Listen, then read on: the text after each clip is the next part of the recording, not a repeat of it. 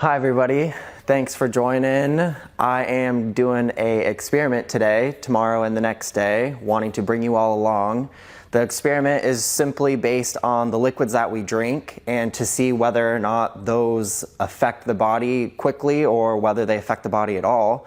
How I'm going to do the experiment is, first off, my hypothesis is the liquids that we drink have a direct result in determining whether or not our blood is in an anaerobic state or an aerobic state. Last night at 6 p.m. I started drinking this liquid. I drank an entire one of these, so about 50 ounces, and then I'm halfway through this one. I'm gonna hit another cup full for about 10 minutes before we do the experiment to give it some time to work, and we'll go from there. Today, after the experiment, for the next 10 hours, I'm gonna just be drinking filtered tap water, and then starting tonight, I will switch to decaf coffee and then drink coffee tomorrow morning. That's the only thing I'll do. And then we'll just keep going through the days and we'll just be testing liquids from here on out. And how they, like I say, if they affect the body and the blood, changing it from an anaerobic state to an aerobic state, or whether it does anything at all. Not drinking bottled water for a very long time. Tasting this, the taste of it, it's actually not that bad. It tastes pretty good, which I was shocked because I was anticipating it tasting terribly, but the taste isn't bad.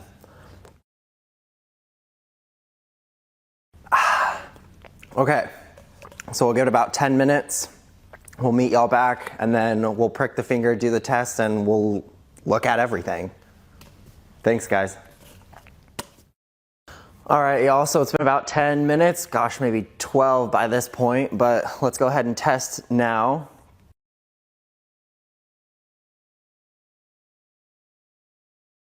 All right, and we'll check it here under the scope. Bring it in, and there you have it. There are my blood cells. You can see how it almost looks, oh, let me focus it slightly. See how they look like worms? How they're kind of all stuck together there? On the bottom left, that worm, and then the big old clump in the middle there. So what you're witnessing is rouleau. It's when your cells don't have an electrical charge, they don't repel each other, they're actually sticking together. And this is a direct result of like blood clots or diseases occurring in the blood simply because your blood's not moving. It's not moving around. It has a lesser amount of oxygen in the blood so that your cells actually don't have an electrical charge. They don't repel each other and they're not buoyant. You can see how they're very sticky. Let me shift this around.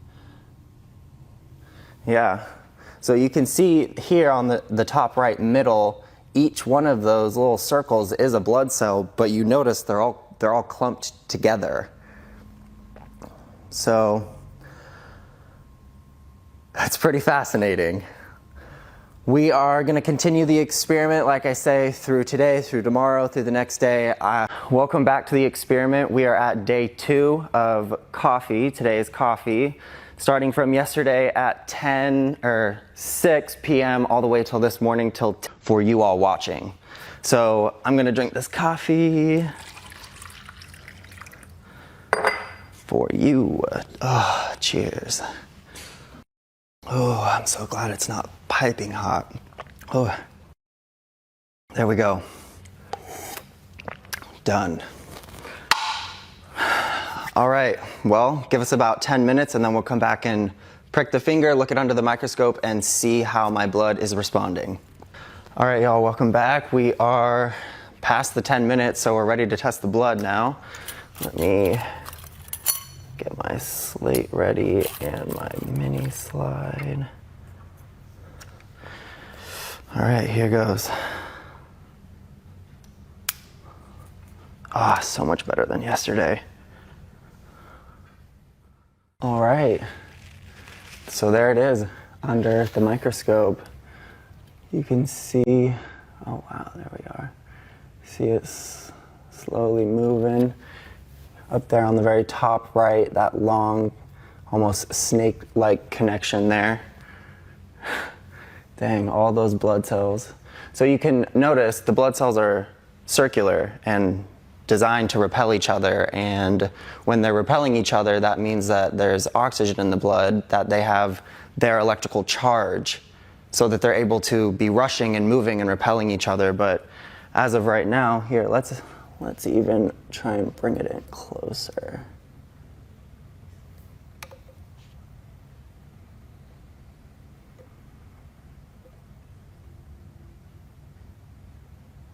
Here we go. That's even closer. Let's try and focus. So yeah, right there in the very bottom middle, that almost J looking. So that is what rouleau looks like, simply when your blood cells are clustered together, they're sticking together. They should not be. Like I say, blood cells should be holding an electrical charge. They should be repelling each other and moving. So it's fascinating to witness how your blood can respond to what you eat, what you drink. And as of right now, I mean, I don't have too much movement in my blood. My cells are beautifully clumped together. All right, well, we'll see you tomorrow for the third test. Well, welcome back. Thank you all for being here. This is day 3. For me, gosh, it's felt like 3 days, but for you, it's just, you're watching it side by side on the video. So we'll just get right into it. As you know, day 3, I'm gonna be testing for the restructured water. Like I said, I'm doing the full 14-hour window, only drinking that liquid up to a certain amount, and I'll post all the information of how I ran the experiment at the end. But yeah, let's get into it now. I have my restructured water.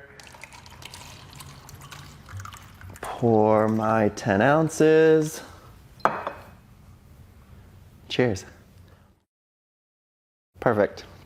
So, like I said, we'll wait another 10 minutes, prick the finger, do the test, check at it under the microscope. We're determining whether or not liquids have a direct result, whether the blood is in an anaerobic state or an aerobic state. That's just my hypothesis for the experiment. So, like I said, give us 10 minutes, we'll come back and check it. Thanks. All right, so 10 minutes is up. Let's get to it.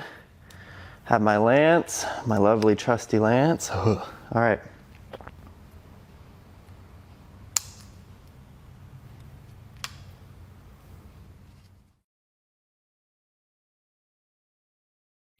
All right, so as we can see, dang, a lot of movement. Not too much rouleau. You can definitely see individual blood cells there. Moving quite quick. Let's bring it down to a higher concentration. There we go.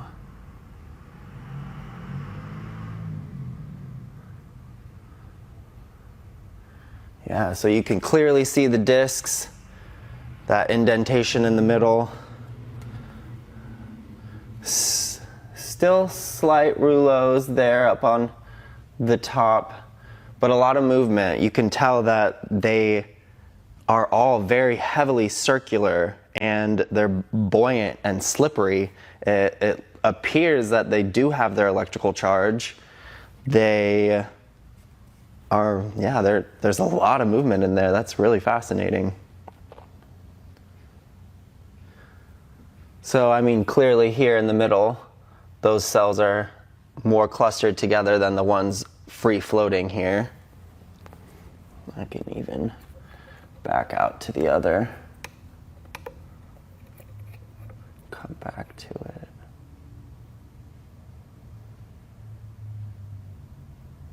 There we are. So, compared to the last two, much less clumping, still movement in the blood here.